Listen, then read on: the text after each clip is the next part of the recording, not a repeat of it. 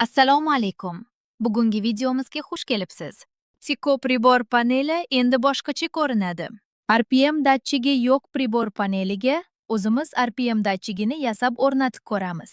Avvalambor, Tikoning pribor panelini qismlarga ajratib, kerakli joylarini kesib olishimiz kerak.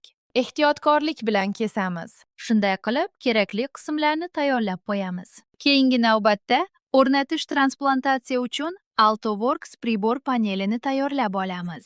Xuddi shu usulda kerakli qismlarni kesib olib tayyorlaymiz. Tikoning yuqori qismini va AltoWorksning pastki qismini bir-biriga ulab shakl beramiz.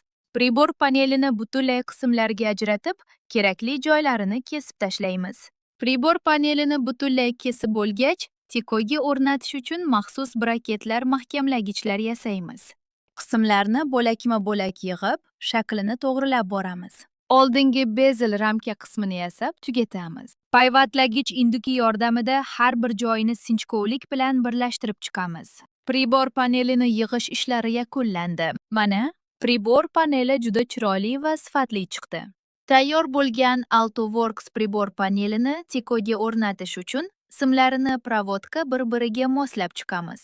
Mashina kuzoviga 24 pinli konnektor yordamida shimlarni oldindan tayyorlab olamiz. Pribor panelining orqa tomonidagi simlarni moslab, payvandlagich induki yordamida ulab chiqamiz. O'rnatish ishlarini yakunlab, haydab ko'rish test drive orqali tekshiramiz. RPM tursmingda tezlik aynan 100 km/soatni ko'rsatmoqda. Hammasi aniq ishlayapti. Zavod o'rniga juda chiroyli va sifatli o'rnatildi.